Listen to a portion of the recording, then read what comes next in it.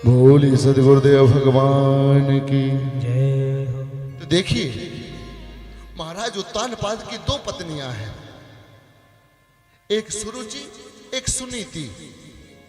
परंतु ध्यान देने वाली बात है कि प्रत्येक जीव हमेशा यही करता है कि सुरुचि की मानता है, सुनीति को छोड़ता है। तो राजा ने सुनीति को घर से बाहर निकाल दिया। 6 वर्ष का अबोध बालक है और सुनीति को घर में रखा। परंतु देखिए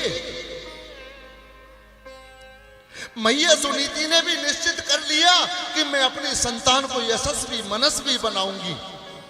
तो संतों के पास जाती हैं, सत्संग में जाती हैं, तो अपने पुत्र को भी लेके जाती हैं। मैया सुनीति का पुत्र है, छोटा सा नाम है ध्रुव।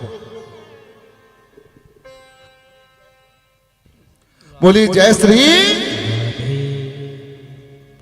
तो मैया सुनीति ने निश्चित कर लिया कि मैं अपने पुत्र को यशस्वी बनाऊंगी, मनस्वी बनाऊंगी। तो सुनीति मैया जहां भी जाती थी अपने पुत्र को जरूर ले जाती। देखिए बालक की प्रथम गुरु उसकी मां होती है। मां चाहे पुत्र को भगवान बना दे, संत बना दे, और मां चाहे तो अपनी औलाद को डाकू बना दे। ये उस मां पर निर्भर करता है। अब देखिए समय का अभाव है, हम कथा को संक्षेप में श्रवण करते हुए आगे बढ़ते हैं। ध्यान देना। अब एक दिन की बात है कि बालक ध्रुव जी की 5 साढ़े 5 वर्ष की अवस्था है। नन्हे से हैं, छोटे से हैं। और ध्रुव जी आज अपने आंगन में नन्हे नन्हे छोटे छोटे सखाओं के साथ खेल रहे हैं। सांझ ढलती जा रही है,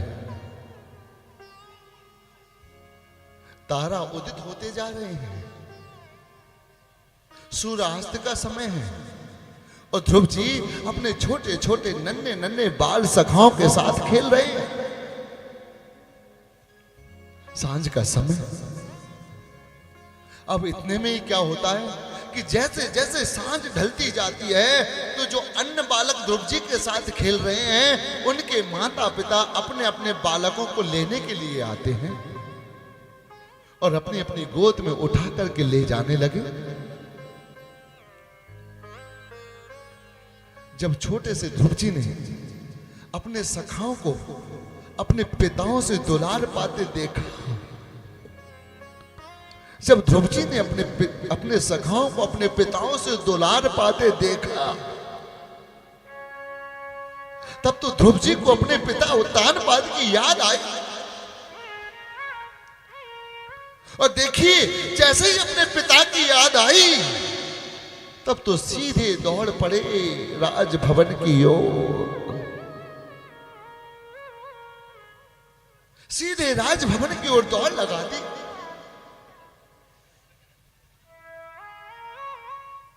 छोटे से ध्रुव जी दौड़ते दौड़ते हे पिता कहते कहते राजभवन की ओर दौड़ रहे हैं।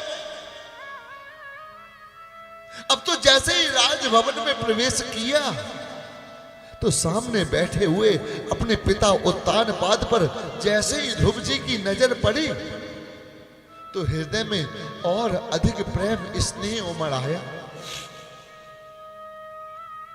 जैसे ही पिता पर दृष्टि पड़ी तब तो ध्रुव जी ने अपनी दौड़ को तेज किया और बड़ी तेजी से दौड़कर उछलकर हे पिताजी कह करके अपने पिता की गोद में उछलकर जाकर के बैठ गए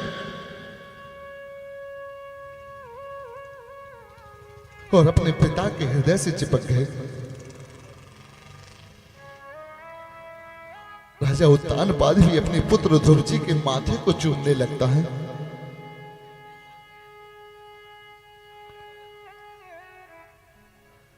पिता भी अपने पुत्र को अंक में भर लिया, दुलार करने लगा।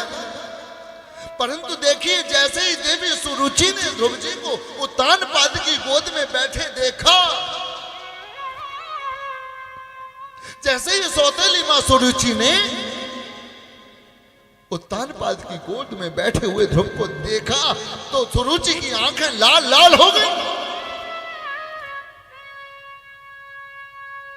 तुरंत उठकर खड़ी हो गई। सुरुचि की भौहें टेढ़ी हो गई, होंठ फड़फड़ाने लगे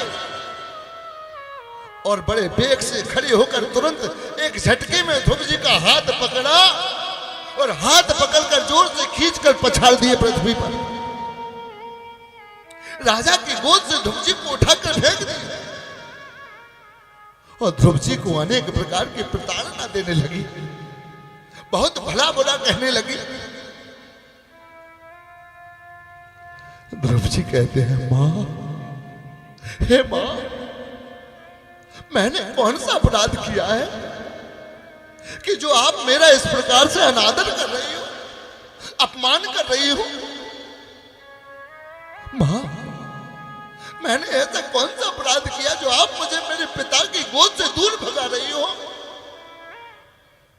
मुझे मेरे पिता की गोद से दूर कर रही हो? मां, मेरा अपराध क्या है? आप भी तो मेरी मां हो, मैं आपका भी तो पुत्र हूं। अब तो देखिए सुरुचि बड़े जोर से झल्लाकर चिल्लाकर के बोली, हे सुनीति पुत्र ध्रुव, तू भले ही राजा का बेटा है तो क्या हुआ, तू राजपुत्र है तो क्या हुआ, पर तू इस सिंहासन पर बैठने के लायक नहीं है, इस पिता की गोद में नहीं बैठ सकता। मां, मैं पिता की गोद में क्यों नहीं बैठ सकता? मां, मैं आपका भी तो पुत्र हूं, ये मेरे पिता हैं, तो फिर मुझे इनकी गोद में क्यों नहीं बैठने देती? ध्रुव जी की आंखों में अश्रुधारा बह रही है, होठ फड़फड़ा रहे। तब सुनीति ने कहा, हे सुनीति पुत्र ध्रुव, यदि तुझे इस सिंहासन पर बैठना है, इस पिता की गोद में बैठना है, तो जा पहले वन में जा, भगवान का भजन कर, और भगवान जब प्रकट हो तो कहना कि मुझे सुनीति सुरुचि की गोद से प्रकट कर दे, तब तू इस राजा की गोद में बैठेगा।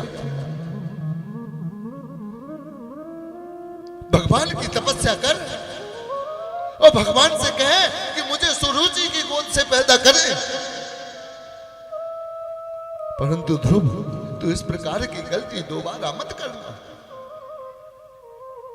अब तो ध्रुव जी महाराज अपमान का घूंट पी करके रह गए। ध्रुव जी की आंखें लाल लाल हो गई, होठ फड़फड़ाने लगे, घायल सर्प की तरह ध्रुव जी फुंकारने लगे, आंखों में अश्रुधारा बह रही है और लंबी लंबी सांसें लेते हुए वहां से चल दिए ध्रुव जी अपनी मां सुनीति की ओर। देखिए,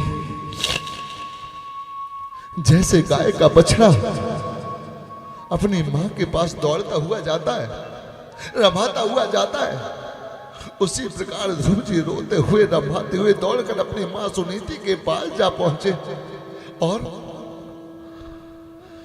मातु सपत्न्या सहा दुरो